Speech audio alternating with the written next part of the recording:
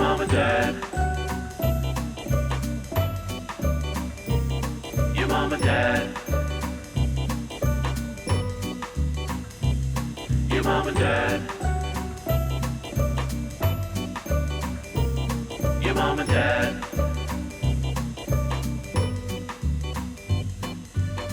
Well, welcome home, family. It's your mother and father. Yeah. And we're part of the Parliament of Paradise. And Meeting? Meeting is currently attempting to happen, but unfortunately our founder, Sean, he told us to have a secret meeting out here in the open. And he's been dismissed from Paradise, so now we're purely alone, waiting to find out what in God's name we're supposed to do next, because we are lost without him. Well, he's had individual meetings with each and every one of us, and now he wants some sort of group meeting now that he's named this here group. One thing I do say that I do not quite understand is that he has had secret meetings with us, yes, and then he'll go around announcing the secrets to everyone else in the group. Now, Sean is clearly the leader of the parliament here. I'm not quite superior brain. Superior brain, a pure politician, diabolical brain, as he has said. But what I don't quite understand is telling your enemies your plans. I'm also very confused. And speaking them very loudly so everyone else can hear. So the secrecy means nothing anymore because everyone knows everything. So I'm having a hard time, and I'm not questioning his brilliance. We would never I'm just question wondering our what exactly founder. is his technique, because it must be something brilliant I've never seen. It's an unbelievable technique, and I would never question it. It must be superior because of his superior political brain. It must be one of those switch-ups where he tells everyone one thing and then switches it up. But I am slightly confused because he did meet with us separately, and it feels like the only thing he said to us was to let us know that we're now going to be known henceforth as the Parliament of Paradise. That's Yes. really the only thing he said, and then he said we were going to have this secret meeting, but he did it out in the open. Right out in the open for everyone to see. In the middle of the resort in Costa Rica. Yes. And I'm a little, it's again, I'm not questioning his brilliance. I'm just having a hard time understanding. Because what he'll do is he will announce to us this plan. And then he will walk over to a table of the people who are not in the parliament. Yes. Tell them the exact plan, but at a volume where the enemies can hear. And then the enemy will come over, take Sir Sean, ask him what his plan is, and then he will tell the enemy that plan. Hence, putting a target on his back. So I just am having a hard time understanding. Now, I am not as red as his proclaims. His brain thinks differently than all of us, and he loves this, right? Having a hard time understanding, because now we all have targets on our backs. Could someone please explain to me what is happening? And now, here we are at our secret meeting place, waiting for our founder, Sean, to tell us what to do, because we have small brains and we have no idea what to do next politically in this game. This is a game of deceit. And we have no idea what to do next, and we were waiting in this public place, but he's been cast out. He's left on his own accord. Yes. Before he could even be voted off, him and his partner decided that it was a better idea to, instead of waiting to see if they'd get voted off, to leave on their own accord. Again, the brilliance is so beyond me. I can't even understand it. Because what he's doing is he's ruining his chances before they even begin every step of the way. So what started off as a secret now has turned the entire island against him. Now, before he gets the chance to stay, he cuts himself off at the knees. So now he is gone. So there must be some sort of play I'm still not seeing. It's so grand. The plan is so grand. It's beyond the scope of the show. And I know He's in a completely different category of brilliance. he must be studied. And I know he must be studied because when he left on his own accord with his partner, he said that he was leaving to keep up his integrity. And yet he left full of shade, as the youth say these days, full of shade directed towards who once was his best friend. She should be watching her back now because Yes. no one should make an enemy of Sir Sean. Fascinating. And one last point I must make. This powdered wig is itching me. It all seems, though, he's doing an amazing job at making us feel like this is all rooted in an extreme insecurity. So not only on top of all of this is the plan so magnificent that we can't even fathom it, but it also reeks that he's vying for someone to love him and tell him he's okay. It's making me feel a bit uncomfortable. I feel sad for the man, even though he's more brilliant and diabolical than I. I don't know how he does it. He's truly a master. A master of his craft, a mastermind. Wow. We did that for Sorry, was that 4.5 minutes? That was probably so annoying. Then you're probably just logged onto YouTube too to see if we were actually wearing with this brilliant Our idea. Parliament I robes really and wish powdered we would have wigs. come on with. I know the dress in full English full Parliament. Hamilton. Yes. Oh, Alexander, come back to sleep. You know what I'm saying? Yes. To come in with like get like makeup done with like the blush. But and I'd like everything. to apologize because that probably was so annoying. That was like 5 minutes. But I have to tell you, very fun to do. Very fun. Highly recommend speaking like this for as long as humanly possible. It's an easy accent. And also just you kind of fall Yeah, you into, fall into, like, the what do I way of have to speak. do? The cadence, Man. the rhythm of it. I gotta say, Broadway.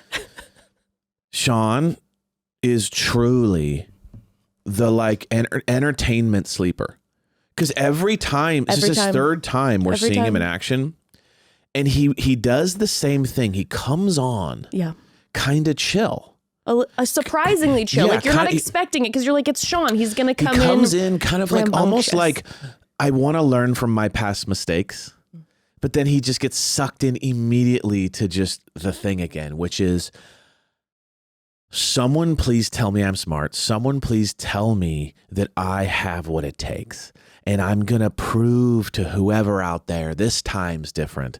And then it just implodes so fast. The speed at which he dismantles his chances in this show, I want to say it was the same last time too. It was like within an episode, he had kind of just like immediately destroyed himself. Like you're right. Like he's got this incredible ability to make everyone hate him instantaneously. I mean, you got to think about it. Before this, everyone was cool with Sean, and he had a girl. Even we were kind of like, normally Sean drives us bananas. But he's still you're annoying, but it's like whatever. But you're like, oh, he's laying low this season. In 5 hours. 5 hours. He went from everyone being cool, not even questioned, to be kicked out, to be on the chopping block. Everyone hates him. No one trusts him. And Allyshia, shout out to Allyshia because Allyshia really did the best she could with what she was given in that partnership. She really, really tried at the end to just be like, Sean, you got to dial the politics back. Nobody likes a politician. By the way, no one's ever looked sadder than when Sean found out that no one likes a politician. He's like, since when? What are you talking about? You know you're rolling in some dark circles when you're like, you know what's the pinnacle? Is to be a scumbag. And everyone's kind of like, yo, this is a horrific look. Nobody likes Not one person was like, I like how you're thinking. Not one. Nobody's like, you know who we trust? The politicians. Let's keep him on the sand. Let's stick with the guy who's starting to talk about campaigns and lobbying. Okay, I mean, what are we talking about? He was also like saying the most basic shit ever. He was just like, guys, all right, here's some thoughts. What if the people who aren't friends or who are just friends aren't the most threatening? Okay? Or what if we get rid of them? Those are the two options. I'm just strategizing. Everyone's like, duh, bro. Like, you're just stating obvious shit. Now we hate you because we realize that you're playing a game. I mean, iconic. And then to pull what I believe, unless we end up finding out via, because I do feel like there's definitely some things that will bubble up and brew that we're going to find out on social media that at least when we're recording this, I haven't seen anything yet. But unless Sean knew about something that we did not, which I don't believe is the case because I don't think people would trust him with the information, pulled a lie straight out of his butt to Kat about how the women are planning on getting rid of her. Like, I mean, it's and to think that you were going to get rid of, you were going to like, that she was just going to believe you and go, thank you for telling me. Oh my God, I can't trust anyone anymore. And then he lied to her to get his way and then is mad when she doesn't want to be his friend anymore. And I'm like, Sean, let me tell you what, and we'll get into this. Can we get into this? Yeah. We'll get into this, but Sean, you think you're going to out-politicize and mastermind Kat?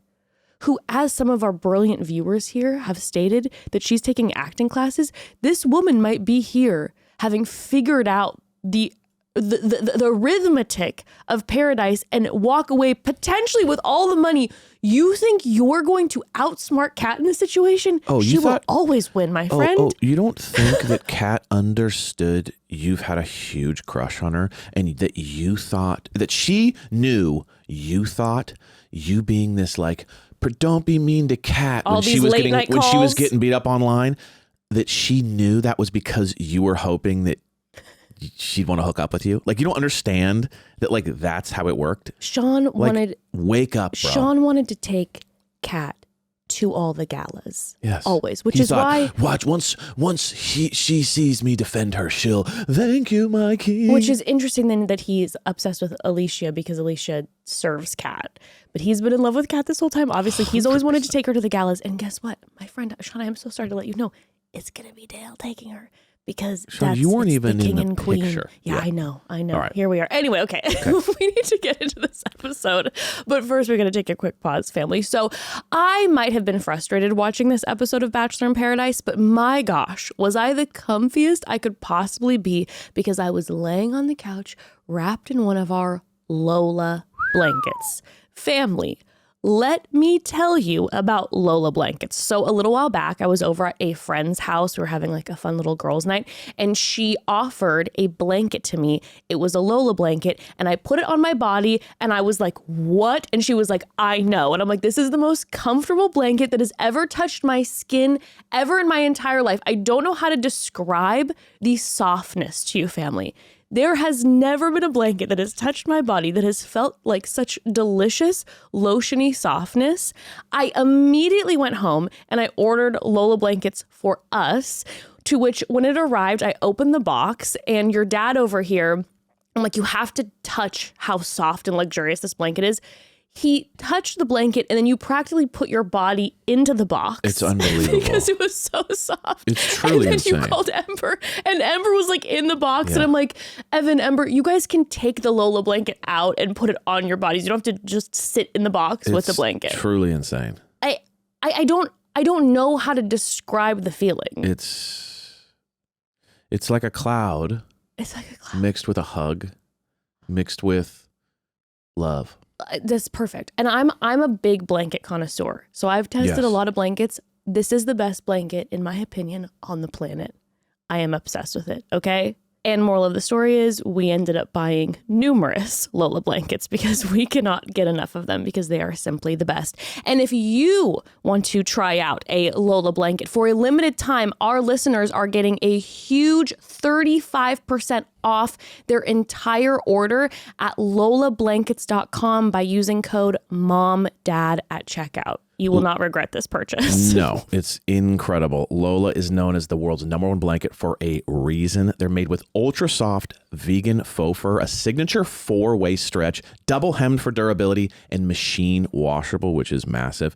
Even after a bunch of washes, they still look brand new. No pilling, no shedding, just that same luxe feel. And beyond the comfort, Lola completely elevates the space. It's not just a blanket. It's like adding a statement piece to your home that you actually use every single day. It's gorgeous. Like the blanket is stunning itself. It's amazing. It also comes in a range of sizes as well. We have larges. It's perfect for cozying up solo or with someone else. But we are also looking to get an XL because it's massive, which is incredible. Love just like that massive setup.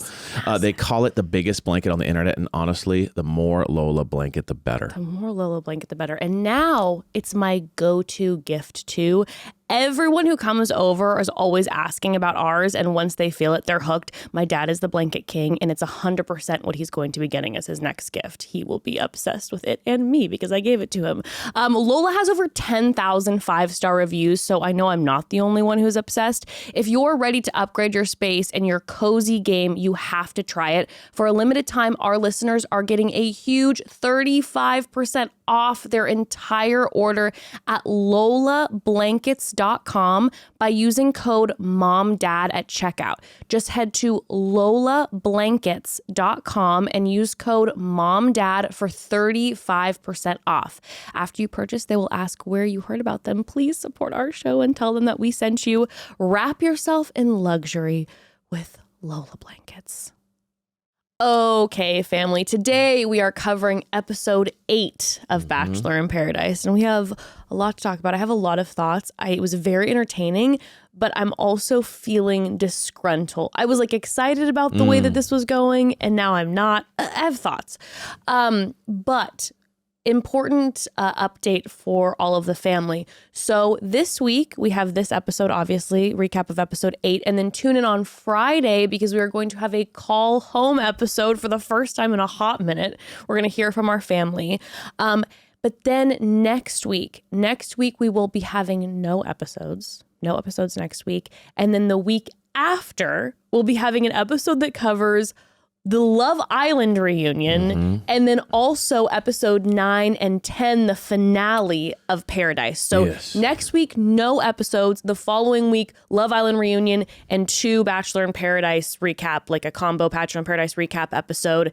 And then I've heard, the rumor has it that they might be doing a reunion that might be on YouTube for Bachelor in Paradise. Yeah. I'm really hoping. So if that's the case, then we're going to cover that. And we'll also have a conversation coming up here soon of what you'd be interested in having us cover after Bachelor in Paradise is done.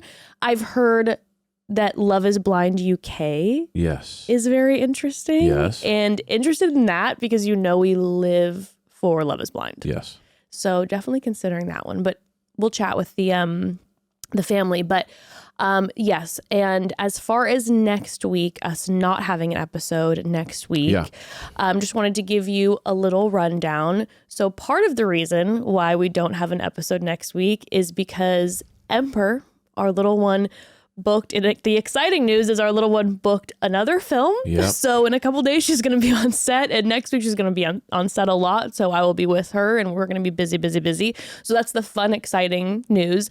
Another reason why we're not going to have an episode next week is because I have had some health stuff come up. I am okay. It's regarding my eyes. I found out that I have an eye disease, and so next week, I need to go to a bunch of appointments and get different opinions from different doctors to see what I need to do next, what surgery is next, like whatever, because it is like a progressive kind of fast-moving eye disease. So there's that. And then there's also some other personal reasons why we don't have an episode next week. And we wanted to maybe talk, if you tune in on Friday's episode, it's going to be a call home episode, but we also then figured we wanted to catch up with the family a little bit. We haven't talked about our personal lives in a minute. And if any of you are interested, tune in Friday to hear about some personal stuff. We'll talk about some of the stuff that Ember's been doing film-wise, entertainment-wise. It's very fun, very exciting. We can talk about some of the stuff now. I'll talk about my eye disease, and then we'll talk about some of the other personal reasons with how the schedule's been a little all over the place. And we so appreciate your patience with that, but we'll get into a little more why on Friday's episode. If you want to tune in for that. We always appreciate your patience, family. We love you so much, and thank you for being flexible. So yeah, some exciting stuff, some not so exciting stuff. And we'll talk about it on Friday. Yes, we'll talk about it Friday. Good. But tune in on Friday, and then not next week, but then the following week for Love Island and Bachelor in Paradise. Sound good? Sounds amazing. Did everything I say make sense? Made I was total going sense, through babe. Yes, absolutely. the housekeeping stuff. No, I'm it's like, perfect. okay, good. All right. Let's get into this. I want to talk about this episode, episode 8, right now. Right now. So we start off, first of all, with a new intro. We get another reminder of Dale spraying the sunscreen into his board shorts, which was upsetting for me. But I did love the Jesse sunburnt to a crisp. Did you watch the intro or no? I watched some of it. I'll be honest with you. Sometimes I fast forward it because it's so long. It's like 3 minutes. And I'm like, you guys, let's get into this. They've been changing it every episode. Right. I understand. It's just like, last episode, it was all animals, which I thought was funny, except for the fact then that they did show Faith. They showed the horse first and then they showed Faith. And I felt like that was kind of rude if you just all show it. I get that she's like the horse gal. Right. But like, why show the horse? Why don't you just show the horse and have Faith, her name next to it? Why then show Faith? Yeah, I don't know. But they've changed it, which I find to be entertaining every time. A lot of work. It is a lot of work.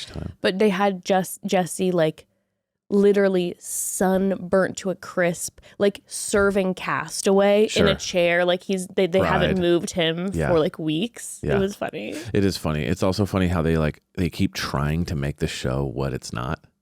Like they start off with this like funny ding a ding a dang, and then like because like Love Island does it, right? But then the people in Love Island are very fun and crazy, and then it just cuts to everyone being like pissed off, sad, annoyed. You know? I don't know. You know what? I'll say this. What the hell is this show? It is confused. Because I used to know what it was. It used to be it was the corny version of The Bachelor and Bachelorette, right? All the people were gathered together. It would be in the same resort, same beach every time, and they'd have corny, ridiculous intros, and it was more tongue-in-cheek and sillier than the actual show. And I knew what it was, and it was kind of out of date, and that's what it was. Now we have all these very like high-tech cameras, and the way that it's filmed is giving White Lotus, but they're also trying to make it funny with montages, but they're also making it like Survivor and Traitors, and there's money, but they're like, you better not want to be here for the money. You should be here for love. And so if you strategize for the money, you're a bad person. I don't understand. No, it's very confused. It's 4 shows and 3 television shows combined. It's like they had a board meeting and everyone got to, and the rule was everyone gets to use an idea 100%. Right? There wasn't like let's talk about the ideas and we pick the idea. It's like, no, everyone gets one and it's in my contract. So every producer, whoever came in was like, all right, cool. I want to make it more like White Lotus. They're like, all right, well, we have to do that. And the next person goes, well, I worked on Survivor. Okay, we have to do it like Survivor. I think we should keep it like the old one. Okay, like the old one. I just watched Love Island. I think we should make it like that. They're like, done. Okay. So they just have to do each thing. I want to make the game super silly. And then the next moment, have it be like everyone's crying and mad. And kind of have a darkness around the whole thing too. There's an oppressive energy. It's such an oppressive energy. It's a dark energy. No one's happy. No one's having a good time. Yet, you know what? That's what it is. That's what it is. Just figured it out. No one's having a good time at all. And the editing is screaming everyone's having the best time. So like all the super cuts and montages and ITMs is like, we're having the best time. And then they cut to everyone actually having a good time. There's not a single smile on anyone's face. Everyone's fighting. Everyone's annoyed. No one feels safe. That's the energy. That's 100% what's going on. Yeah. It makes me laugh. It's like when you're at your mom's like, or at your parents' like Thanksgiving, and your mom's like, let's play a game at the dinner table, and everyone's like pissed and doesn't love each other. And they're like, all I'm thinking about is the trauma that the other person next to me caused. And I just hate everyone at this table. And then they're like, let's play the game where you pull the poppers, and it goes pop pop. And yeah, where you read your joke, and everyone's like, family photo, and you all just hate and you're just each like. other. It's a family photo when everyone hates each other. Christmas card. Yeah. That's what the show is giving right now. Still fun to watch. Very fun to watch. That's the thing. I was saying I don't know how I feel about it now, is I was really into kind of this idea of it serving everything, but it's just missing enough. Mm-hmm. It's missing everything just enough. It's not quite Love Island enough. It's not quite Traitors or Survivor enough. It's when the fusion food gets too fusion. Yeah. You're like, what is this cheeseburger taco thing I'm eating? It's like, what is this? Is this good? I don't even know. You know what I mean? And then it's not quite Bachelor in Paradise enough either. Yeah. So we're now left kind of with like 2 episodes left after this, from what I'm aware of. Yeah. And I'm like, it could have been great, and it missed. Am I still entertained watching it? For sure. Yeah. But I do feel like the potential for greatness is there, and they kept missing it. And the biggest flaw is that they stopped bringing people in. 100%. Biggest flaw. They could have made the show really edgy and spicy by making it more like Scandalation and brought people in and 100%. like turn the heat up. The money's weird too. Yeah, we could talk about this all day, because the money's weird too, because then like half the people that are in like good relationships are like, it's about the relationship. I don't care about the money. Yeah. And then half the people are like, it's about the money. So it's very like, no one's on the first, no one's fighting for the same thing. It's very strange. And then also too, like production wise, the storyline that I'm getting is that I'm like supposed to be judging the people who are playing strategically for the money. And I'm like, I mean, we all know what people are trying to, at the end of this, like start a career with social media, right? So like, also a lot of the people here maybe don't like their partner that they're with Right. that much. So why is it so bad that they want to in this economy make some cash? And it's funny because they're not bringing new people in. There's just like 5 people there that are just like on vacation by themselves. Right, like everyone else is like developing relationships because there's but because there's no new people, there's just like 5 people that are literally just like, should I work on my book? I've been thinking about writing a book lately. Like they're just sitting around, like nothing for them to do. And there's also this element of like, if it's supposed to be about love, It's got to be boring as hell. I know, but if it's supposed to be about love, what I'm noticing is we're having these couples, they're sleeping in the same room together. I saw that too. I'm like, wait a second. Right. So they're sleeping in the same room together and they're waking up. So on the one hand, they probably are like really developing relationships. Like they're getting close. They're on vacation together right now. Yeah. On a more deep level than on other shows because they have no cameras in those rooms, at least not that we're seeing, and they're spending all this time alone together, which is awesome for them. But as the audience, I'm like, I'm not invested in their relationship because I don't know what's going on, and you're not showing me like the love story developing. So what am I so then what? I'm supposed to be angry at the people who want to win the money? I'm more invested in the money now because you haven't shown me the relationships, and I'm happy for the people that they get alone time and get to actually get to know each other. But then you're not getting any of that like relationship drama because they have time to like be also, alone. there's just and work one their game shit. that happens, as opposed to maybe like they should have ongoing games that are happening like all day. That's like you know, the more you do this or this or this, like you get maybe if you have this amount of, I don't know. I'm just wondering like, is there a way to make it more interesting for all the people that aren't in love, who are just sitting around basically for 24 hours doing nothing, waiting for the next game? I don't know.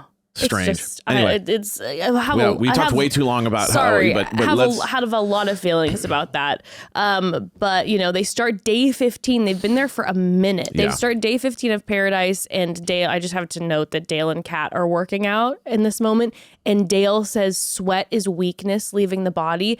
And if I was partnered with someone and they looked me in the eyes while I'm trying to work out in the heat, and they tell me that sweat is weakness leaving the body, I will leave you immediately. I must have a lot of weakness then. I'm like, spare me. Like I'm like sweating in the sun or sweating when I'm playing hockey all the time. So and it's a lot. So it must be, I'm just full of weakness. I'm already insecure enough about my inability to keep up in many a workout, and now you're going to tell me sweat is weakness leaving the body. I'm like, please leave me alone and let me just listen, do. I'm not training for the Olympics. Chill. I'm here on a reality TV show. Yeah. I'm not an Olympian, so just let's take the Instagram wellness influencer quotes and leave them on Instagram. Leave them in the dentist's office in those pictures that have like a sailboat. Leave them be in that space. But then they immediately are given a relationship test. We start straight in with a relationship test. This one is called Treasure Hunk. And one partner hunts for keys while the other partner is, in Jesse Palmer's words, buried alive. And I knew eventually this show would start burying people alive.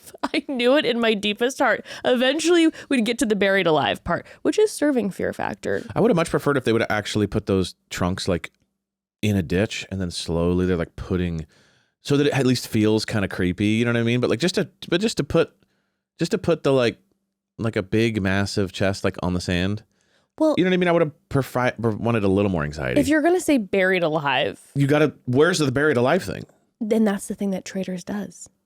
Is Traders, they do things they like start that. burying them in coffins. Exactly. So but let's be real. These poor people did not sign up for that. When you go on Traders, you know what you're going on. These people thought that they were going to go on a love reality TV show, and now they're getting put in claustrophobic chests. Sure. So we should probably take it easy on. Agreed. All right, you're right.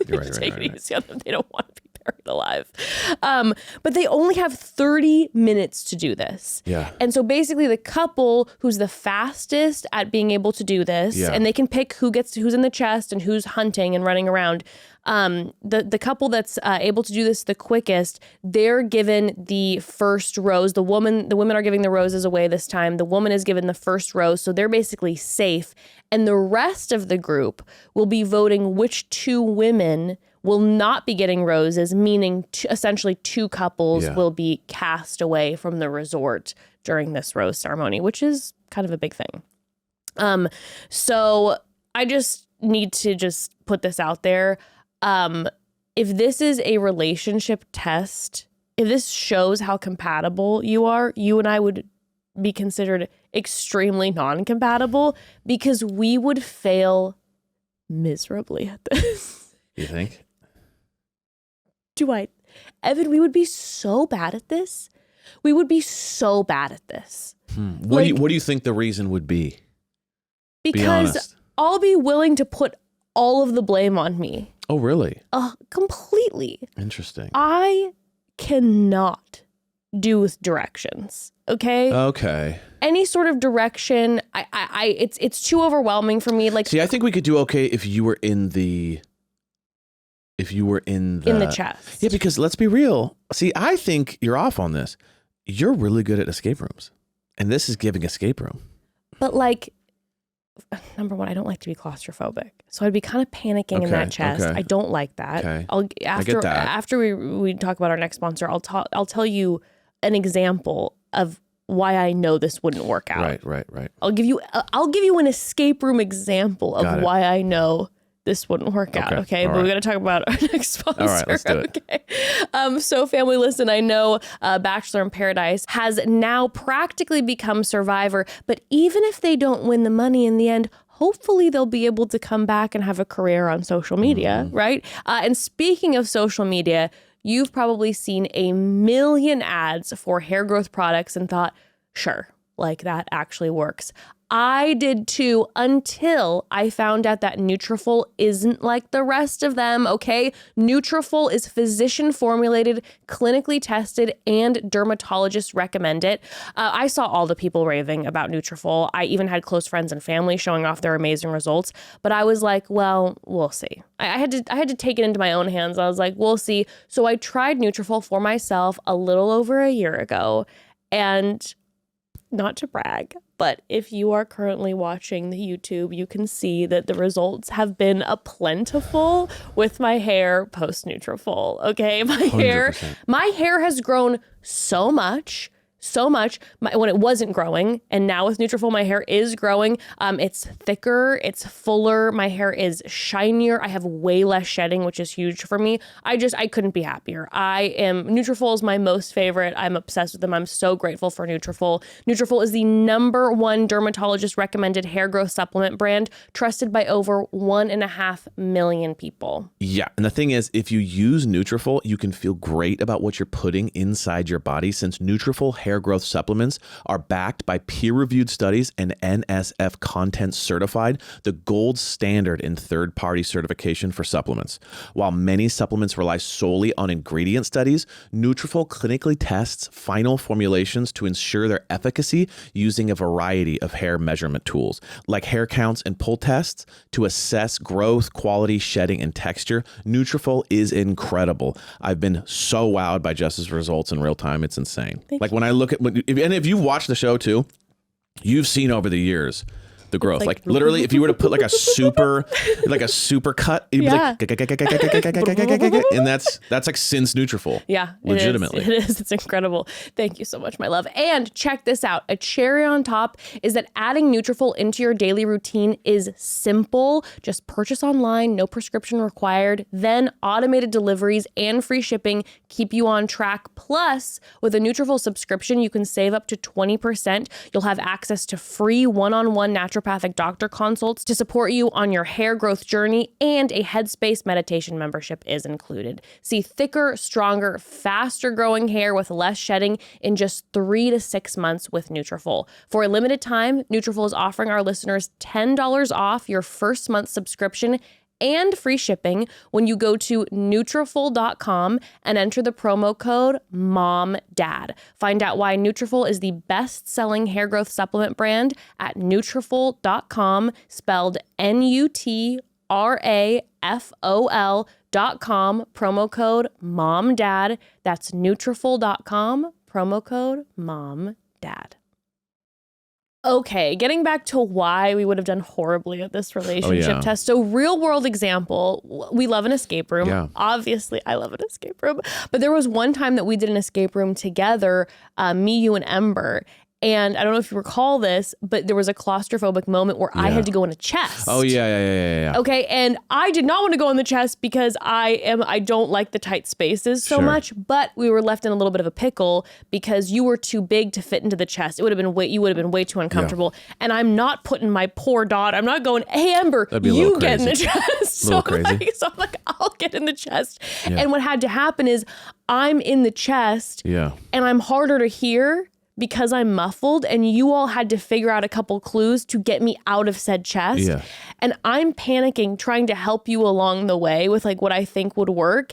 And it did not go well. Yeah. You don't remember that I was like, you and I started getting a snappy with each other. I was like, get me out of this goddamn box. Yeah. No, I mean, yeah, I get it. It's definitely not.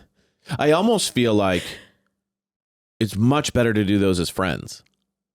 Because friends aren't good. There's not going to be any emotion tied to it. Sure. So there is this level of like when you are doing it with someone that you care about emotionally, it's kind of like how you say it can be like you're a dick or you know, lack of patience or you know what I mean, and it starts to become more personal. Right? Why aren't we able to do this? Well, that's then you start to feel this like it's something wrong with us that like we can't handle stress together. You know what I mean? You start to get in your head. That's my thing. How they were saying this is like a good tell about relationship, and I'm like, I think you and I have a pretty great relationship. We've been together for 20 years. We're doing pretty well, but I think in this circumstance, you and I would not have handled it well at all. Because like I'm saying, I put the blame on me. I'm a little claustro. But if you would have been in that chest,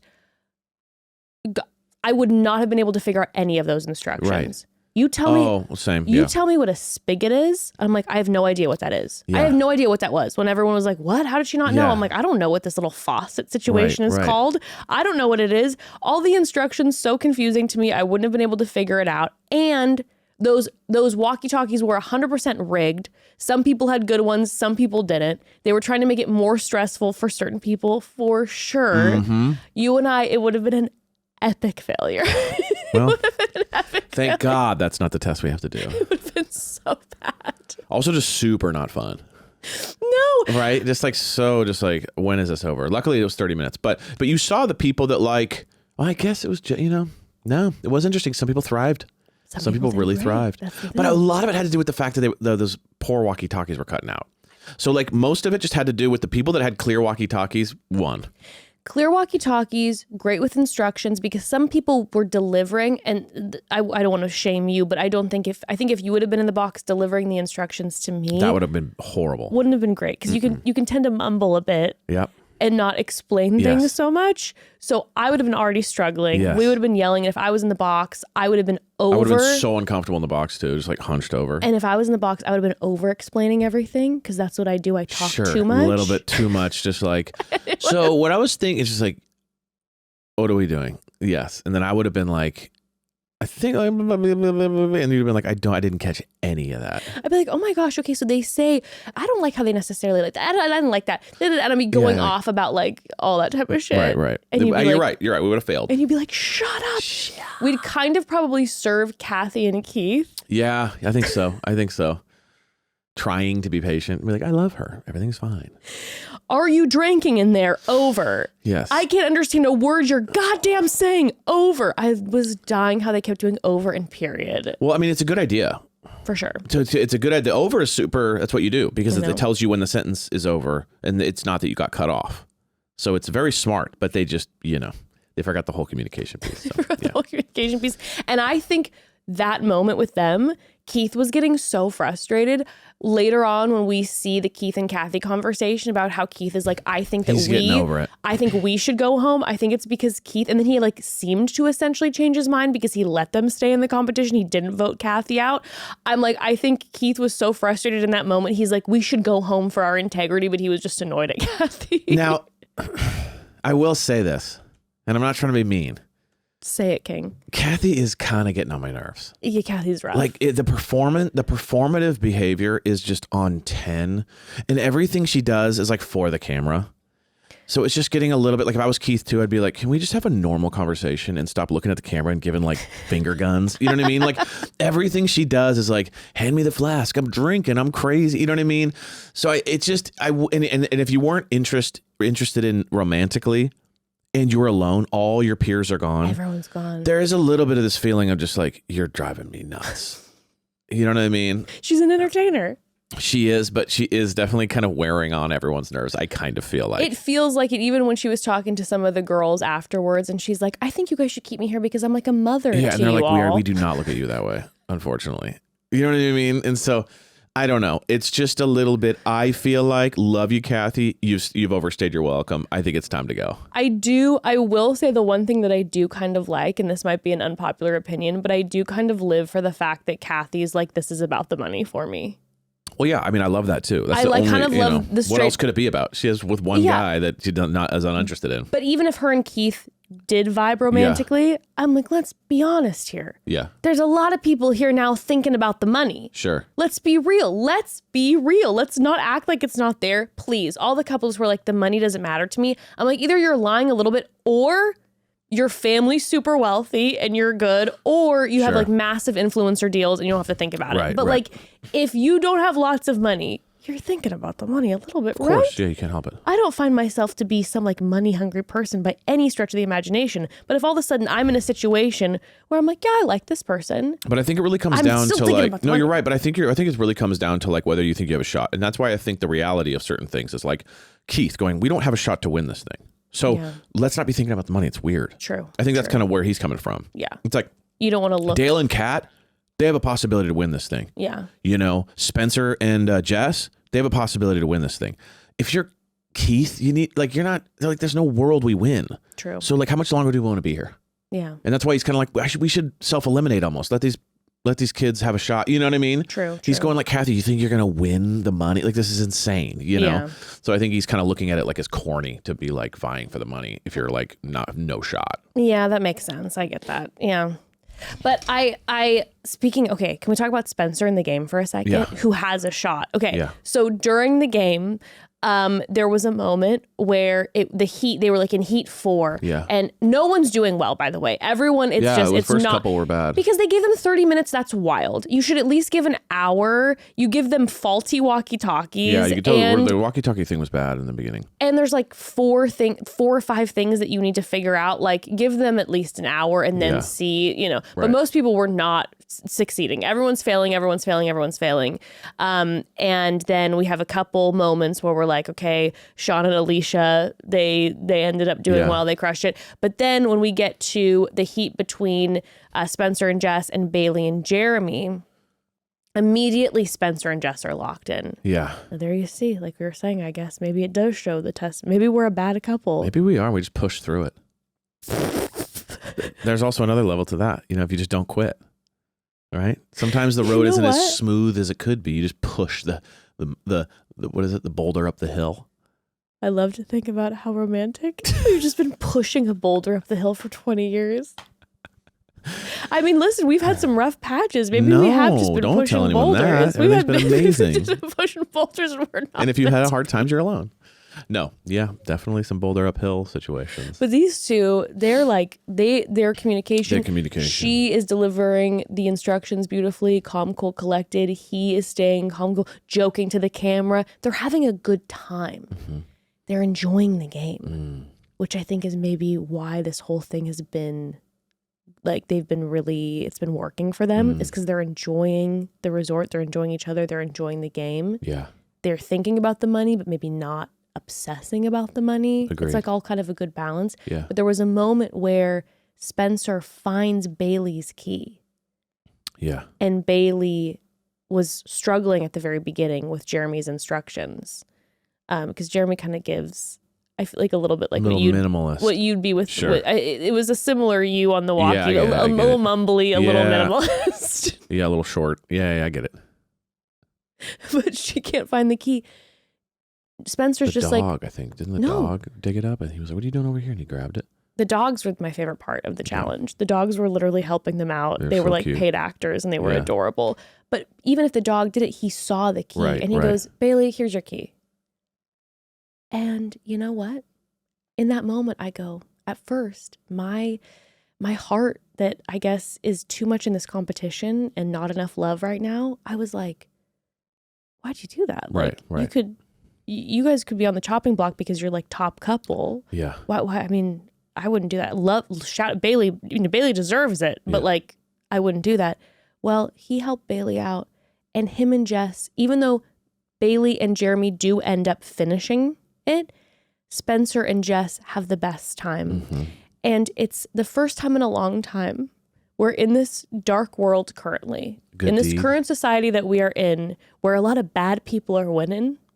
You see that somebody with a good heart, A good deed went unpunished. a good deed, and he ended up winning. Love it. And I really wanted to celebrate that moment because in these times, I think we should. I agree, babe. And so shout out Thank to you for that. Spencer. We want to say thank you, Spencer, because you're a good example for all of us on this television screen. And then you and Jess succeeded and you had your alone time date. So Your tantric yoga. yes, so Jess and Spencer end up winning, which means they're going to be safe from the vote. And then they end up having a one-on-one date together. Like you said, tantric yoga. It was a beautiful vibe. I thought they seemed like they connected really romantically. It was cool. They were apprehensive at first because I'm sure they would have much rather just preferred like a romantic dinner, but it ended up being looking pretty romantic. Well, I think these two just really are very connected. Yeah. And they really like each other. Like this couple absolutely could work. Yeah. If they're not still together, I would be surprised. It was interesting though, just I feel at the like end, they give that they'll be together long term. It was interesting though how at the end of the show they previewed that like they're fighting about moving into with each other, and Jess was like, I'm not ready for that yet, and I was like, that's interesting because when you think about it, you are 2 weeks in and some change, so it's like not that long to like be like, yeah, I'm selling my place and moving in. I was like, he's moving. He's maybe a little more smitten than she is. Well, this is my curiosity, and I'm so sorry if this is upsetting because I'm not one. I don't care if people know each other before they go on Paradise. I'm not somebody who cares about that. I'm like, I love it. That means that we can see some success story out here. Maybe I'm totally wrong, but Jess and Spencer, the level to which they're talking and immediate connection kind of give me that maybe they met before. Sure, possible. I wasn't Very getting possible. like this is the first time we've ever met. Right. There was a comfortability, and maybe I'm totally wrong, so I'm really sorry. But like I'm saying, even if honestly, in my opinion, even if they were fucking going out on dates before they went on the show, I don't care. Good for them. Right. Good for them. I like to see a love story on Paradise sometimes. Right. But they do seem very like connected that I'm like, it feels like maybe you guys knew each other a little bit before. You're talking about moving in together, and it's been... he is. That's what I'm saying. But it was a mutual thing when they were on the date. Like they were talking about it, but I think that they show later on that she's apprehensive. So it's almost like he's really spearheading it, and she's a little bit like, okay. But I'm just saying when he brought it up on the date, she wasn't like, oh my gosh, yikes. Which insane. day 15 makes me feel like... That's pretty intense. That's why I'm saying it feels like maybe they, like, I don't know, maybe they knew each other a little bit before. Maybe I'm coming up with theories. But I'm saying the opposite. I'm saying that it doesn't look as good as it's presented. Huh? Like I just brought up the fact that there might be trouble in Paradise, and then you went the opposite way. We like, don't they love each other? They might have known each other before. And I'm going, my point was the opposite. I think that she's saying I don't want to move in with you, and then you're like going on a run talking about how it's amazing how much they love each other. I'm going, yeah, but I'm also saying the opposite of what you're saying. But I was saying, I hear you, and I think there might be trouble in Paradise. So speak into that.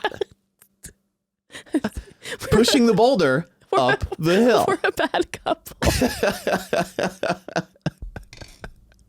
No, what I'm saying is like, I agree there might be trouble in Paradise, but I also think that it's going to be a little speed bump. Got it. And he might have his feelings hurt a little bit. She might feel a little pressured. Yeah. But I'm saying the fact that they're even talking about that 15 days in makes me think maybe they knew each other a little bit before, that we're comfortable having this conversation.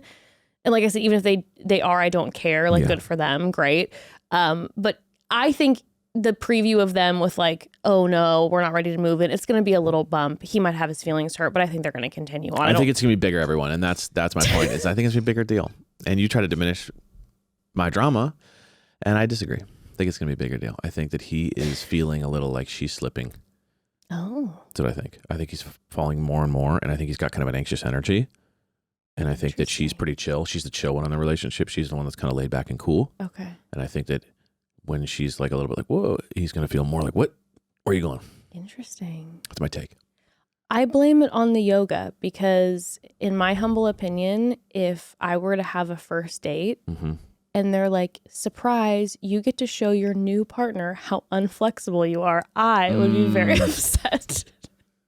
I would be like, can I just keep this private for a little while? Sure. Do we have to show how bendy I'm not on our very first date? So, maybe the tensions got heightened because they didn't feel as comfortable or something. I get that, less athletic. But I did live for Spencer during this episode. Yeah. I've always been a big fan of Spencer. I think his ITMs are so funny. I like his vibe. And in specifically this episode, I liked that we saw a little spice. I like that we saw less golden retriever, happy-go-lucky Spencer. I liked that we saw a Spencer who's like, yeah, I'm competitive and I want to win the game. And he said, I want to win the money. I'm competitive. And Jess was like, it's okay. But I like that he showed that side a little bit. I lived when Sean was talking about getting them eliminated and Spencer's like, the moment her name came out of your mouth, we had a problem. I was like, oh my gosh, it's giving book talk. It is giving book talk. It's giving book talk. He's serving Superman a little bit. We have both sides. We have the golden retriever and also the hero. Yes, we do. I kind of live. And I think it doubly was worse because it was Sean. Because Sean gives like that pest energy. So I think it made him even more crazy. Like, are you out of your mind? You know what I mean? So it was interesting to see him step up. I think that's a good thing. I don't know. Again, it's like I can't. Something's up with him in my mind where it's like there's just a slight anxiety about him. Okay. Well, I mean, I don't doubt that he has like some anxious energy. Right. There's just sure. some anxious energy, and there's something about her that I'm just feeling like she's totally into him, but there's something where it's like progressing too fast.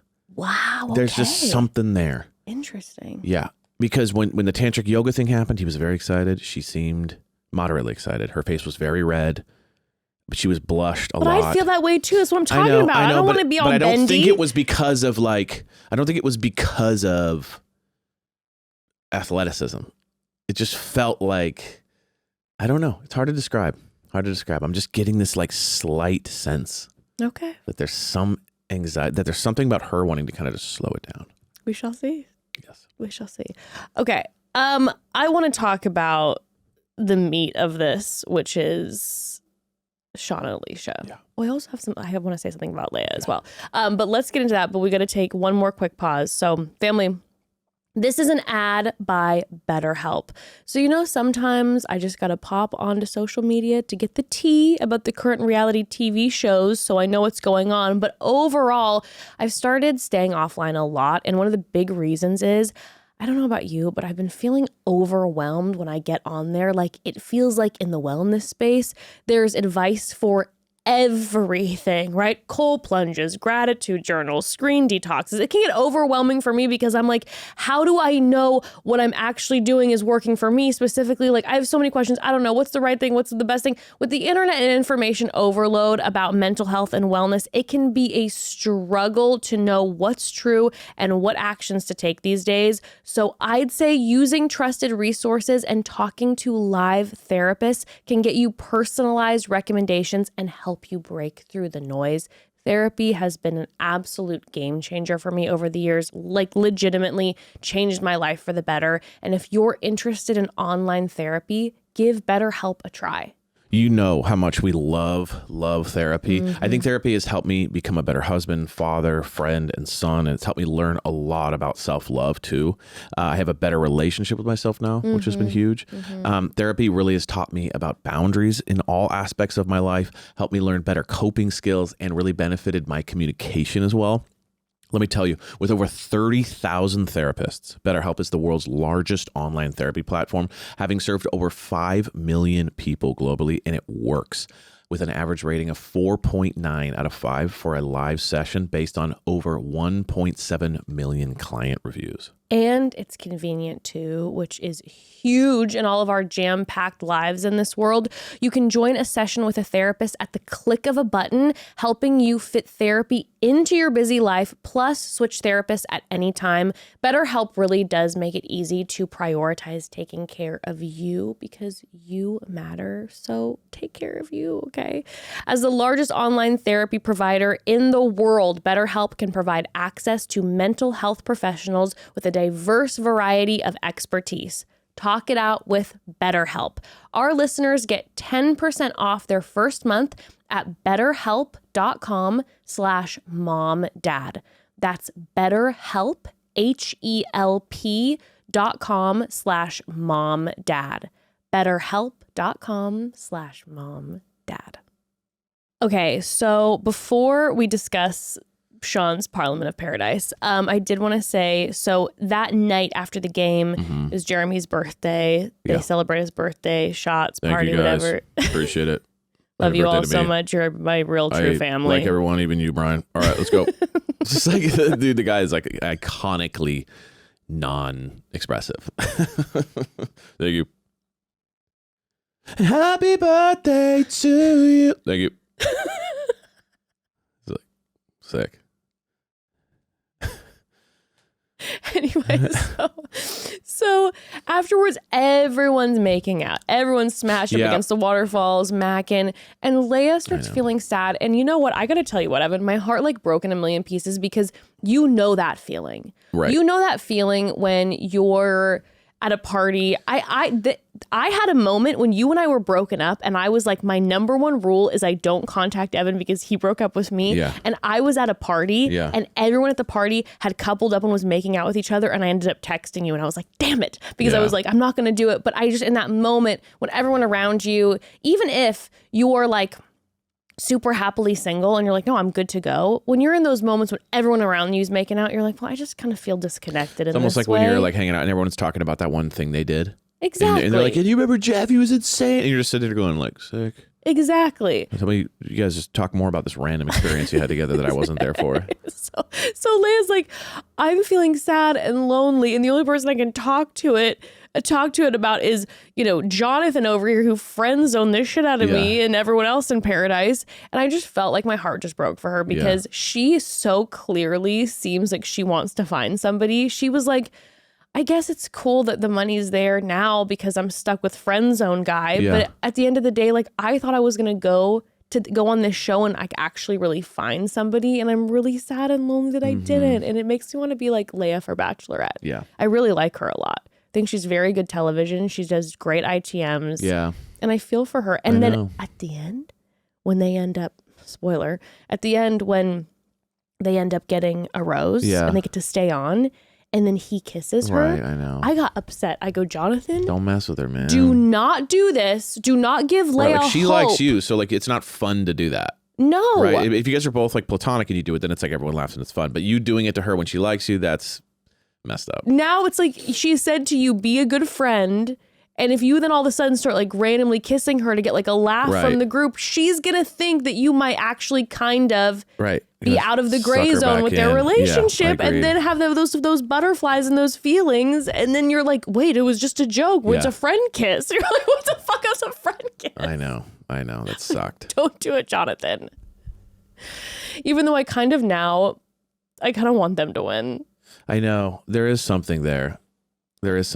Like, I don't like how he's moved in this space, but at this point, you know, I hope that Jess and Spencer are super happy. I'm rooting for their relationship. And so maybe if they win to like get the money to like get a place together, that would be amazing. But other than them winning, other than Jess and Spencer winning, if Jess and Spencer don't win, I kind of want Lea and Jonathon to win. Yeah, there's something like really harmless there where it's just like nice to see. Like, oh, okay. Yeah. No harm, no foul. Yeah. Two people won it who are sweet. Yeah. And obviously Jonathan's had his weird moves, but like, yeah, that'd be good too. And it's like, oh, I didn't win love, but at least I won some cash. It's kind of like what Kathy said, where she's like, well, if people walk away in a relationship, like they won the relationship. Those of us who didn't get the relationship, at least we can get some cash. That's true. That's very true. And I'm kind of like, yeah. Yeah, it's very true. It's very true. I kind of agree. Okay. Let's talk about Sean. Yes. So Sean, you know, he's sitting with Allyshia and he's like, listen, I'm concerned. Mm-hmm. I'm concerned, Allyshia, because I think we might be getting a target on our back soon because we are both extremely smart. Strongest couple. We're both extremely smart. We're extremely attractive. We're very funny and very humble, his words. Yeah. And so the people might be threatened by us because we're so perfect. Yeah. That we now are going to have a target on our back. Sure. And this is when we find out. So your father, Evan, and I here have been joking around for, I don't know, the past 2 years that Sean's dad, Sean gives that his dad is like some massive rich CEO who's always on the golf course, and Sean's trying to be like his dad. Well, guess what, family? We find out it's way worse than what we thought. Yeah. It's way worse. He's like, well, I operate a certain way because my dad's a politician. Right. It's way worse. His dad's a politician. I looked this up. His dad is a former Republican New York representative. Right. Okay. Right. So, oh my God, it's like taking what we thought already, notching it up 10 kilometers. Right. And then on top of that, I looked up his dad, and I'm not going to dive into it right now because I didn't dive into like all the articles and research, because to be perfectly honest, some of the topics for some personal reasons were like pretty triggering to me. But from some of the articles that I saw, I'll just say that alleged in these articles, what was alleged really bad, like really, really bad, right? Like alleged really bad guy. Yeah. So what I'm assuming is that Sean's dad wasn't planning on his son going on reality television and being like, Google my dad. Sure. So definitely didn't want that. So Sean's dad's PR team is probably absolutely scrambling right now. And you know that Sean's dad Sean also gives like, my dad hates me. Yeah. Yeah. That's definitely the vibe I get in a big, big way, is like that his dad, because he's saying stuff like, politics, and I want to get into politics, and I think politically, and you can even say I think diabolically, and it's like it's almost like he's describing his dad. You know what I mean? And like clearly that's how to get his dad's love, is to be like diabolical. You know what I mean? Yeah. So it just really, we said this from the day one too. We're like, he seems like a guy who's just trying to get his dad to love him, and we said that from day one too. Like I know years ago, like it was just always had this like, oh, my dad, if I can do this, because it doesn't match his personality. That's the thing. He'll always do these random moves where all of a sudden he's like, I'm business first, and I'm super political, and I think strategically, and da. But it's just so ingenuine. Like he seems like in his natural state, he's a sensitive guy. He's a sensitive kid who is just wants to like have people like him, and he's like, you know what I'm saying? But his dad is this like hardcore politician, diabolical dude that's like cutting people out from under him, and winning, and he's at the country club, and he gets like the fear respect thing when people are like afraid of him. So he gets like people, oh, right here, sir. And it's, and so he sees his dad doing that. And so he's like, that's what it means to be a man in this world. You know what I mean? And so he keeps doing these weird switches where he's like, we got to think politics. And so, because he turns on a dime in this weird energy, but it doesn't match. And then it falls apart because it's not natural for him. Yeah. And so this couldn't be a clearer example. It's like him all of a sudden being this super strategic thinker guy, and then dismantling his entire experience in 5 hours. Right. Like, because what he would do is he wouldn't think strategically. He would just announce that he was. I know, and he was just like loudly telling everyone. Right? He would just tell everyone, I am this way. You know what I mean? It'd almost be like, I am a pull-up champion. And then can't do one pull-up, and then get off and be like, I love pull-ups. It was just like, dude, I don't know what you're announcing this thing that doesn't match your actions at all. And to watch him systematically go to everyone, and then everyone after he speaks to them in ITMs goes like, that's the dumbest shit I've ever heard in my life, and this is the worst idea ever, and this plan's horrible, and I don't even want to be associated with it. While in his ITMs he's like, for me, they call me a visionary, and I think, and you're just like, bro. The whole time I was watching this too, I was like panic watching it, thinking about like his dad's reaction. And I was feeling like, oh, his dad's watching this being like, yeah, you're just an idiot, just as I thought you were. I know. And I had that energy. And I was panic watching like, oh, bro, you're going to get home and your dad. I know. It's like so much Sean, worse. I want to say something to you, okay? You're enough. No, I really want to say this to you. Okay, allegedly, well, I know your Republican father, also alleged, dad's not a good guy. Right. Don't be like your dad. Stop trying to be like your dad. And I know there's childhood wounds. You want your parents to care and love, but your dad, no, don't be like your dad. Be the opposite of your dad. Be the opposite of your dad. Okay? Be yourself. Be yourself. Just be yourself. Be the opposite of your dad. Be the opposite of your dad. I will tell you what I really did appreciate during Sean's ITMs, which I'm sure his father did not appreciate, but as the viewer, what I appreciated is when Sean looked directly into the camera and said, well, I think a certain way because of how I was raised with a politician as a father, and I process things a certain way, like, diabolically. And I lived for the moment. Even that was just like, bro, if you're thinking strategy, the worst thing you could ever do is just be like, my dream is to be a psycho. And I just lived for the moment that he looked directly into the camera and was like, yeah, my dad's this Republican New York representative, and so I act like him diabolically. And I'm like, thank you for the direct honesty of the diabolical nature of how your politicians move. We thank you so much for the direct, yes. Dude, and there was nothing funnier. Diabolically. There was nothing funnier than obviously we're not going to get into all the details of everything he said to everyone, but it was just random. But when he was going around talking to everyone and then he came back and then he's ruined the whole, he shit the bed, right? He's ruined the whole vibe. Now everyone's coming for him and Allyshia. So then Allyshia comes back and she's like, hey, I just feel like you're getting a little out of control. This is their first combo. I feel like you're just a little out of control. And he goes, no, but you got to think politically.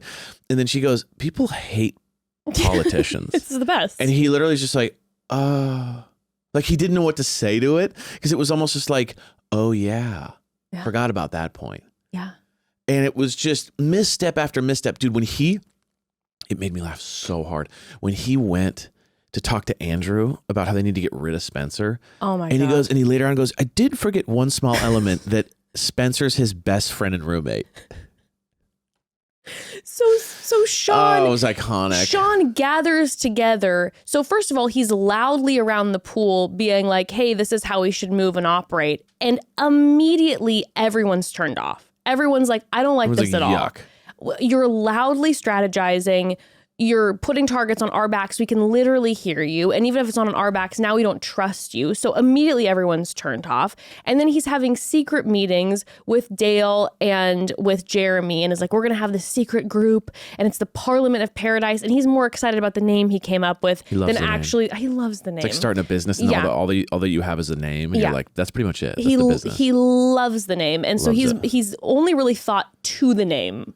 He hasn't thought past the name. So they're having secret meetings, but they're having them in public. He tries to meet with Andrew and he's like, hey, you guys, we got to take down Spencer and Jess because they are the most powerful couple. And let's secretly get them taken down. And like you said, he says this to Andrew, who is Spencer's best friend and roommate. And Andrew's just literally lounging in bed sleeping. It's making me laugh so hard that Andrew's like, yeah, I'm just going to tell Spencer later. It was insane that I was thinking that too when he was doing it. I was like, I wonder if he knew. And then all of a sudden, he just cuts to 3 minutes later. He's like, yeah, I did forget one small element that my enemy is best friends with the guy I was trying to make plans with. Did forget that small. And then Sean also has a moment where he goes to Kat and he tells Kat, with the men floating around, he tells Kat, hey, just so you know, we should get rid of Spencer and Jess because if we don't get rid of, because then you're going to be the power couple, right? And he's like, you're coming next. They're coming for you next. And Kat goes, what are you talking about? And he's like, they're talking about it. She says, who? He's like, the girls are all going to vote you off next. And Kat's like, I'm best friends with all of them. What are you talking about? And she's getting frustrated. Dale is laughing like a literal king. He's just like, you idiot. He's like, oh, Sean, you little guy.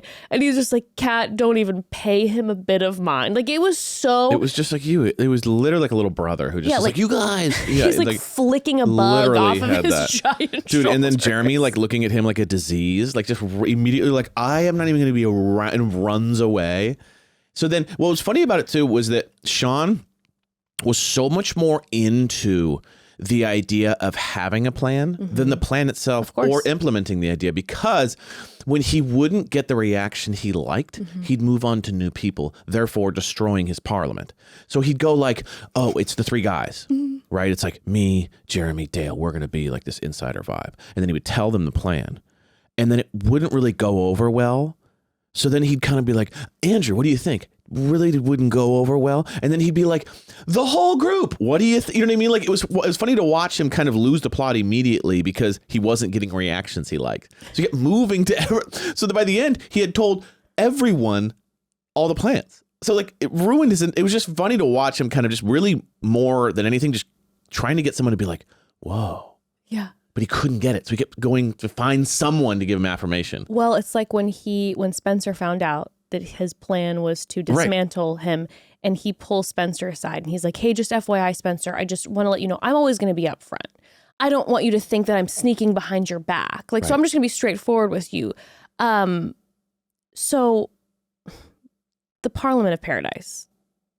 And he waits for Spencer to like react. Like pretty good name. It's being it's being talked about. Right. Like let's talk about the elephant in the room. Let's talk about the elephant in the room, Parliament of Paradise. You know. And Spencer's just staring at him. He's just like, what are you talking about? He's like, he talks about Parliament of Paradise. Like there's been a newspaper, there's a printing press, it's gone everywhere. Hear ye. Parliament of Paradise has been established. Stir again. The underground movement is catching fire. And to think that both the people he was talking about found out within minutes was iconic. But first was Brian. Yeah. Because Brian Parisa was also in the chopping block in his mind. He literally hears him. And he literally hears him saying it. Like, that's how bad he is at this.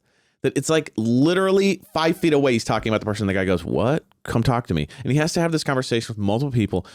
Worst spy ever. Worst spy of all time. Worst politician ever.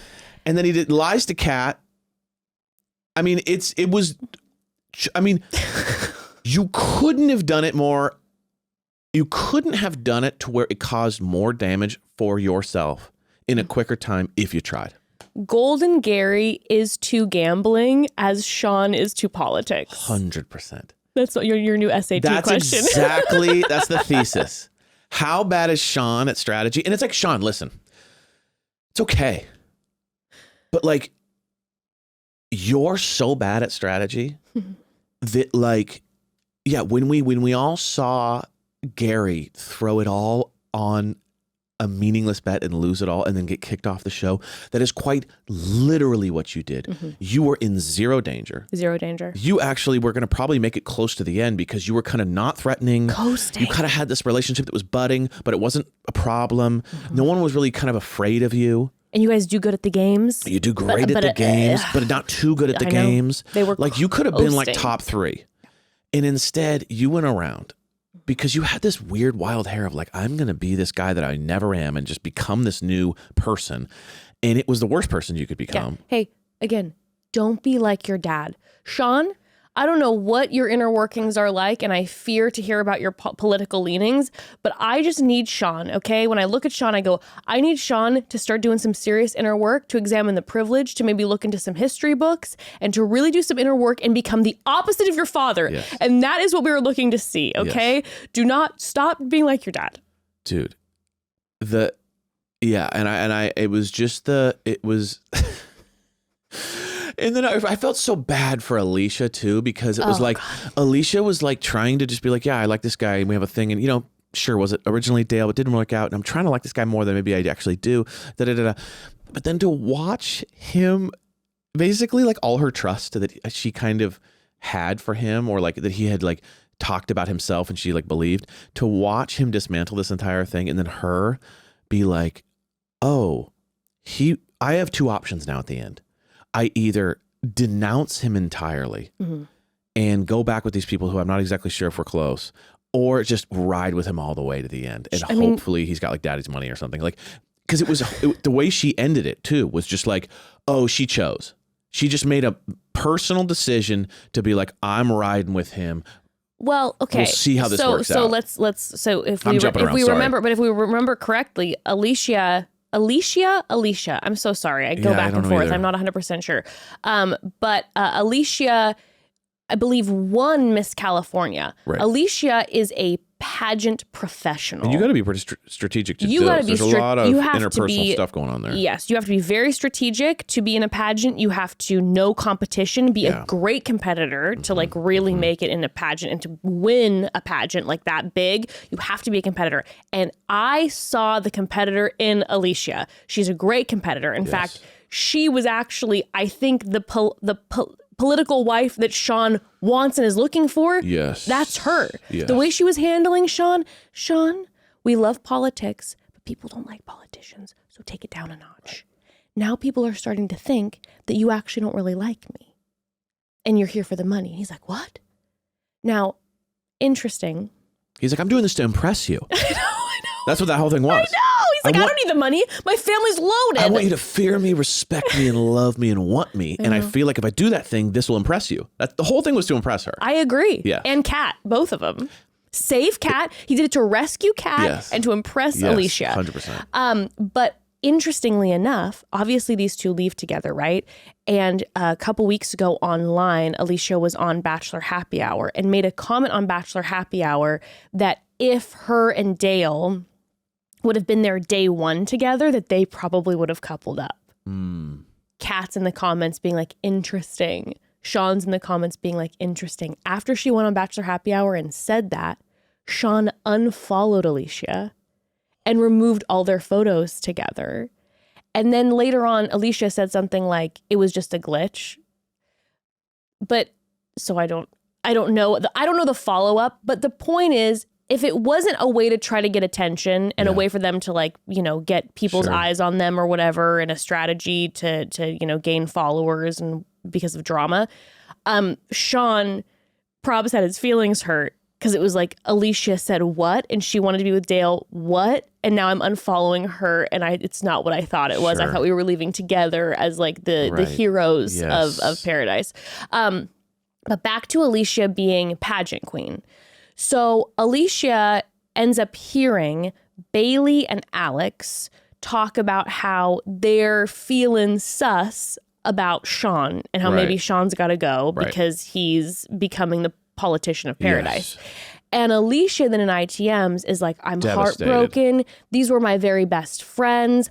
I literally would have done anything for them over the money all day, every day. And to hear that my name's being thrown around because I'm connected to Sean, that they might send me home, I would never do that to them. So then she sits them down and is like, I'm heartbroken. And I thought that like we were all besties and I would never do this to you. How could you do this to me? Alex is panicking. God bless. I'm saying this as a mirror to myself. Sorry, Alex, but like people pleaser Alex, it's what I struggle with too. Panicking, being like, oh shit, people heard I was talking shit about them. So I'm like, no. It's like, hey, you know what? We got to stand 10 toes down and be like, yes, I did say that. Yes. And I do like you, but I also am worried that your politician paradise boyfriend is going to screw all of us over, right? So I understand why Bailey and Alex had question marks, even if they were good friends with Allyshia, because like Bailey said, hey, when you're processing through something, sometimes you're not ready to have the conversation yet. I give Bailey a pass to do anything she wants after all of these people didn't tell her about Jeremy, by the way. But it's like, hey, we're hearing that this guy who we're not friends with, who you just started seeing like 3 days ago, is politicking and lobbying around to throw this competition on its head. So yeah, we're a little concerned here, right? 100%. There's part of me that I have my heart broken for Allyshia. If it is true that they are very best friends, and to have your friends not communicate with you and to all of a sudden hear, oh my gosh, they're turning their backs on me, I would have had them in a heartbeat. If that's true, my heartbeat breaks for Allyshia, because that would suck to be like, just because it's a competition now, you're like willing to forego our friendship. And we live and love how Paris says like friends over everything. Right. She's so pure. Love Paris is so pure. But I do have a suspicion, and I could be wrong. So sorry, Allyshia, if I'm wrong.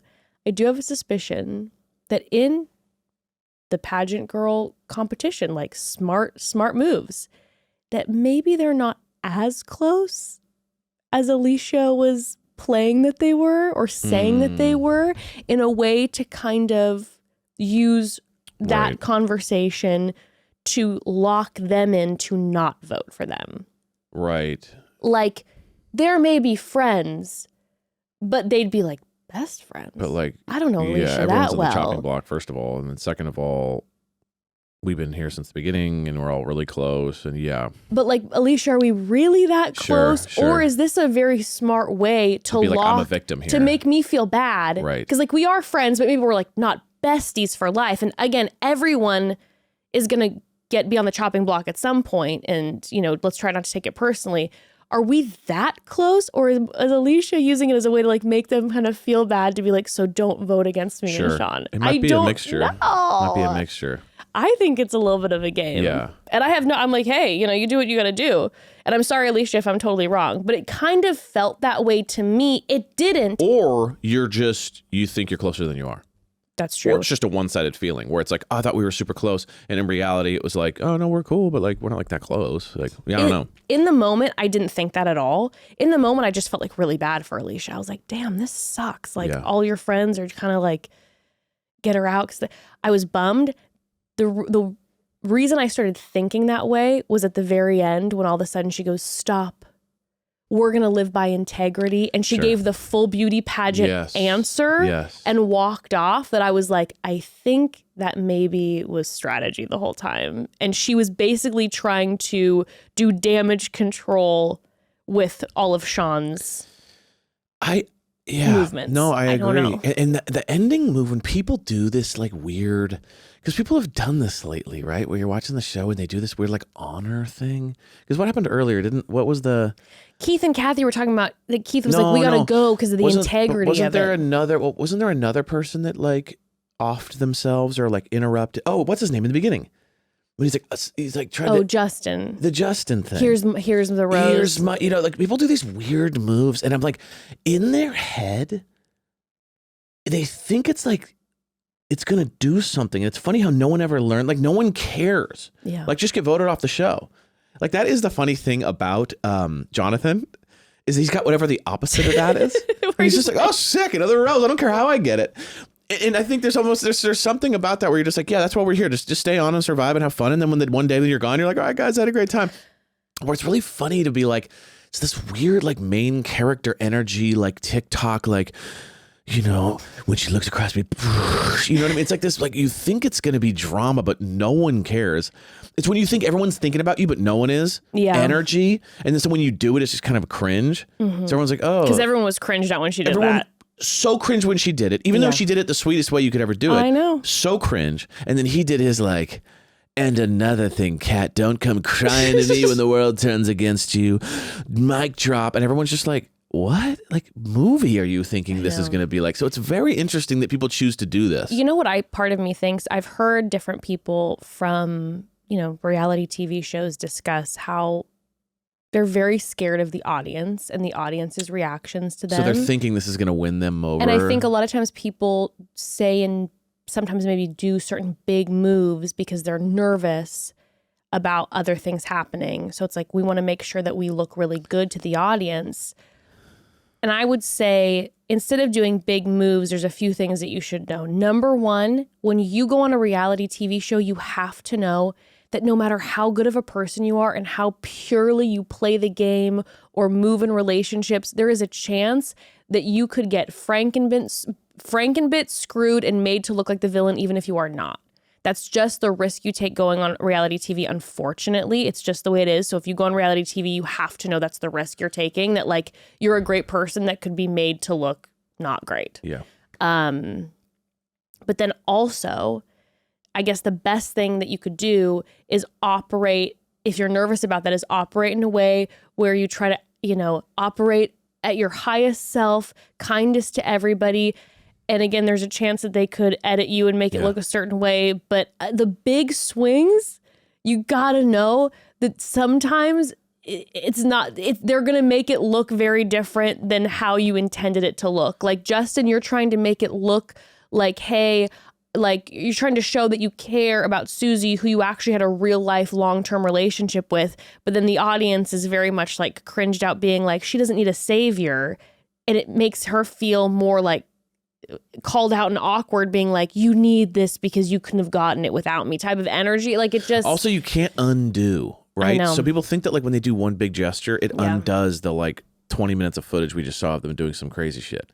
So there's also this weird thing too, where it's like you think that you can undo by doing. It's like the best thing you can do is just go straight on me. Like I was an idiot. I played like the best thing Sean could have done was like, I got ahead of myself. I was a total idiot. Sorry guys. I just got sucked into this thing. You know what I mean?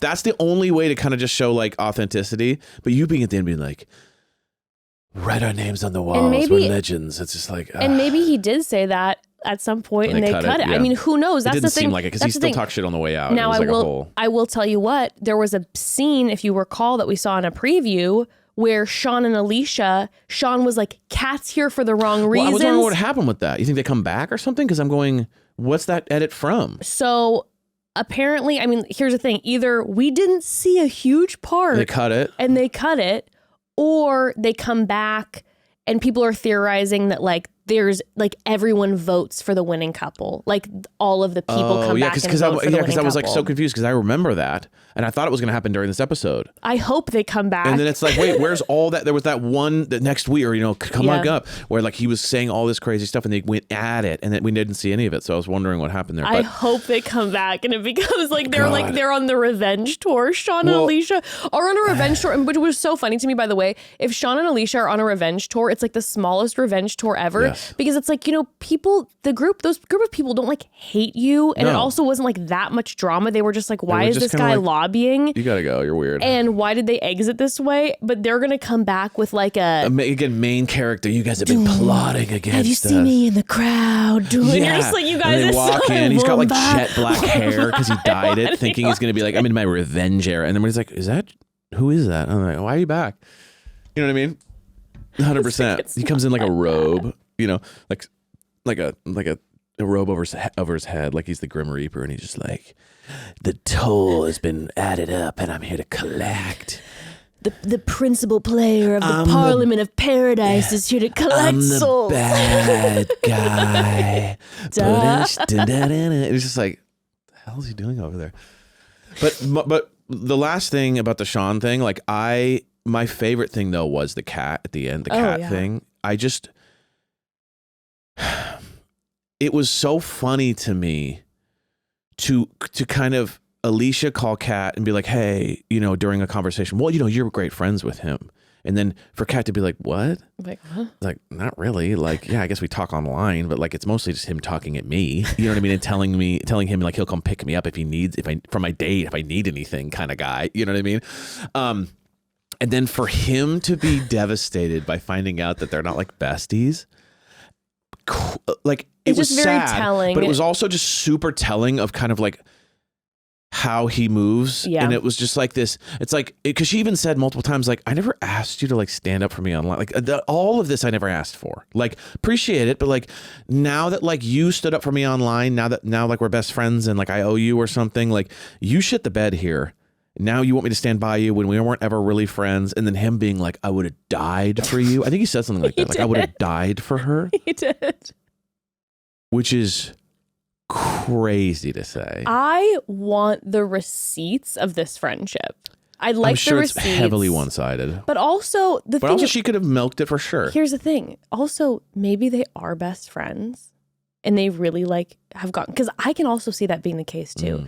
I can see her coming off of Paradise, him being like, maybe this is my chance with her, defending her, and then him inviting her to like all the galas, the family galas, her on his arm, and they're like besties. He's in love with her, but she's like, this is my best guy, and he like gets me into all these like big society things.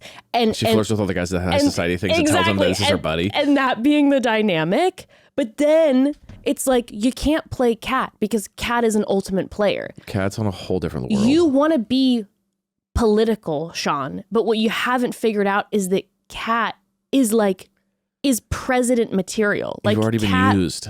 Kat is like intense political material. Like, she could do it. And the thing is, again, like some people are theorizing, she might be playing this game like on a high level right now. And so it's like, you're just now simply in the way of her game. So you coming to her and being like, well, I thought that we were great friends. And she just kind of looks at him and she goes, well, I mean, yeah, but I don't know. Just like the way you've been moving, like I just have questions about it. And sorry. Because she didn't say to him, we're not friends. Because when he first came in, she pulled Allyshia aside. She's like, oh my God, we're like besties. So I do think that they have a relationship. And Kat was just like, yeah, Kat, I've been using you. Yeah, like it's just Kat's the reality like, is. you're in my way. You're making yourself look a fool right now. And now you're lying to me. Don't lie to me, Sean. Now you're lying to me. You're putting Dale and me in the line of fire. Bye. And like, also, no, she's no. way too strong to be rattled by that too. So then she like has the conversation. And he's like starts swearing, and she's like, "I'm not having you swear at me." And then he's like, "Well, I guess that's the difference between me and you," because she gets up and walks away. And then she kind of runs over to Dale, like damsel in distress, even though she's really not that rattled. I can like you. Oh no, she's way too strong to be Kat like that is a rattled. strong And she's like, lady. it was a lot. He was yelling and swearing at me, and then I get him to defend me. Yeah, and then Dale's like, "Don't ever." He's like, he just goes, "You're out." The king of paradise. Like, "You're He's like out." thumbs down. And then Sean just goes, "Sorry," So it was just so funny because What a what she did dynamic. was she played yeah. him, so she got disassociated Yep. with Sean. Boom. Yep. So that then she can go over to Dale and get Dale to work for her. So she's operating on multiple levels. She's operating at such a high You know level what I right mean? now. And so Such a high she level. she dissed him to get the girls back on her side. She dissed him again so that Dale would fight for her. Yep. Locked in her position even more. I mean, it's just I mean, you can't. you're just operating in a Kat. complete like it's the dad is like if Kat was the son, or sorry, if Kat was Sean's sister. Yes. Then in the movie back in the day, when a woman couldn't be king or something, he'd look at Sean and be like, "I wish your sister was a son." And Sean's like, "What?" You know what I mean? Like, I Totally. wish Kat was my son because then I could give her the crown. Yeah, completely. You know what I mean? Like, because Kat is built for this. I know. Well, we get then after all this drama, Kat, it's like, don't come for Kat. Yeah, no. Because She's Kat too set her dangerous. sights on you and guess who's going home now? Yeah, you want to stay away. And again, like we said last episode, I'm pretty sure Brian and Parisa got voted out last episode, but the producers wanted to keep up the I drama, agree. so they said it was Kim and Faith, not Brian and Parisa. But Kat spearheaded the exit of Brian, and it ended up happening. You don't and play then with you Kim. come for Kat. Done. It's like Gone. it's not. Don't do that. If Don't I was do there, that. I would just every morning be like, "Kat, yeah, you look amazing today. I hope you do some coffee. Is Oh, there here's some anything coffee," and then I I would can never do for talk to her you? again for the rest of the day. So only thing she knows about me is that's that nice guy. Okay, but then they come to the voting, and this time they're not even okay. Last time we had the coins into the box, Survivor style. Yeah. This time they're like, we're doing it on a tablet, so there's not even the consistency of like. Yeah, now we're voting the like coins. It's like if we're you guys. Now they're if just like, am I connected to Wi-Fi? if you're trying to start a new type of show, you have to have the consistency. Yeah. Traders always has the round table, right? Like Yes. Survivor always has the same. It's always the same thing. So if we're doing the coins with the voting, Yep. always stick to the coins. Now this time you're passing around a tablet and swiping on the photos. I don't know how to feel. Yeah. There's no consistency. Also, if you're going to copy all these shows, do a round table. I would have lived for during these votes that people would have been Stare at able to each have a other. moment to speak up, and like Sean had his moment, Kat then come for him, have her moment, Dale have his moment. Like it would have been iconic. Should also show who everyone's voted for, I know, I agree. so that there's like this tension. I agree. I don't like the anonymous. Me either. I agree. So then we have the rose ceremony. Yeah. Jess gives her rose to Spencer, Alex to Andrew, Bailey to Jeremy. By the way, I just wanted to make a side note. So with the whole like Alex and Bailey not being the besties that Allyshia wanted them to Yeah. be, again, obviously I have a big question mark because I'm a little bit like, how close were they? If they were close, I do think that that's kind of sad. Yeah. And I don't love That that. would suck. But I have a question mark about that. And like I said, I'm like Bailey. I'm like, if I'm Bailey, I'm not trusting anybody anymore. So I'd be like, Yeah, I don't think whatever. anyone on this show is super trustworthy all the way. So I think you just have to kind of be aware. because like sweet girl Alex has been now caught during. It's like she Multiple wasn't telling times. She's talking Bailey, shit and then multiple she's times spiraling, now. and then she's talking doing it. shit So about you're kind of Allyshia. like, So it's like, no, again, guys, question marks. no one's, yeah. So, but my one concern with Bailey is Mm-hmm. this: even if she's not besties, like let's just say she's not besties with Allyshia, Yeah. and so it's like, yeah, I'm gonna vote how I want to vote. My only concern with Bailey is that we see a moment where she's talking to Jeremy after she's confirmed with Allyshia that she's not going to vote. They're all going to vote for the people who are not romantically connected. That's how they're going to start voting, the women. That's what their conversation was. Bailey then talks to Jeremy and she's like, hey, yeah, this is what Allyshia said, but I'm just going to vote however you want to vote. And I'm like, Bailey, no. I know. It's weird. No. Let's not lose this.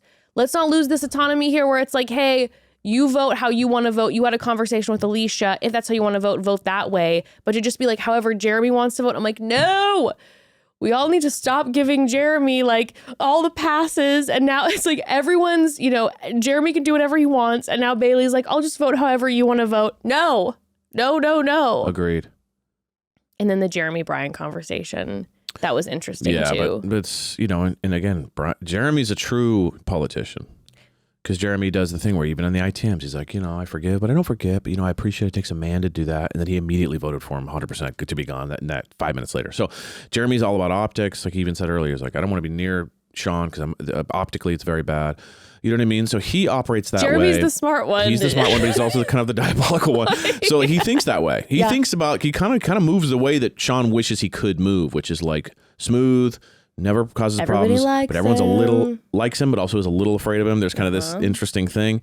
So, like Brian thinking that he could win his way back into like Jeremy's heart was hilarious to me. Like there's no world where like you're ever being let back in. You're gone.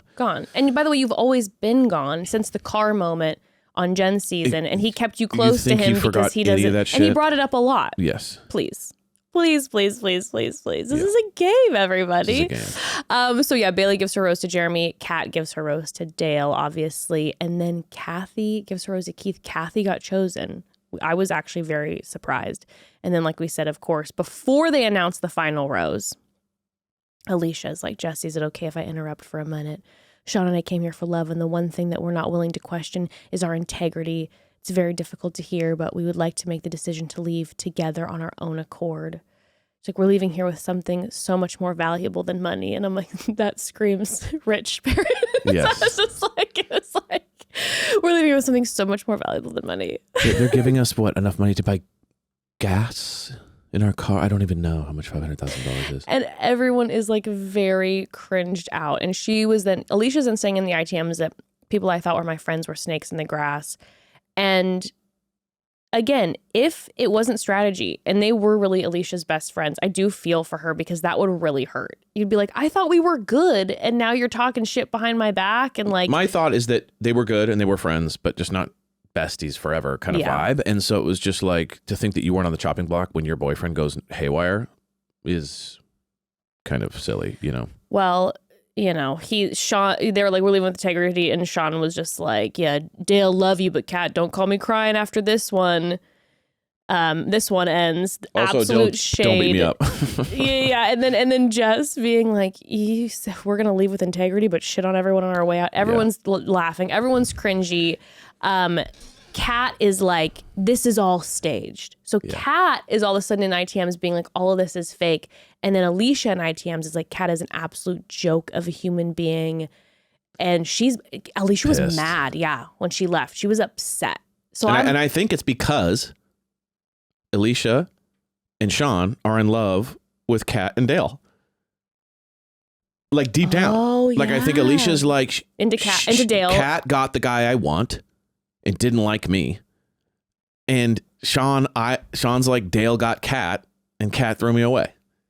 So there's this weird, like, we loved them, that we wanted to either be close to them or be with them romantically, and they dissed us both ways. Interesting. That's a good point. So there's this weird, like, I guess we'll be together if we can't be with them. Yeah, because I was so confused, again, why they left when they left. It's so weird. It's like, you guys could have still ended up staying, but it was a very pageant way to exit. It's like, before you fire me, I'm going to quit energy. And then being like, we're above it all type of energy. But then when you see she's really hurt, I'm like, is she hurt because her feelings are hurt, or is she like, I think it's multiple things. I think she's embarrassed because of Sean.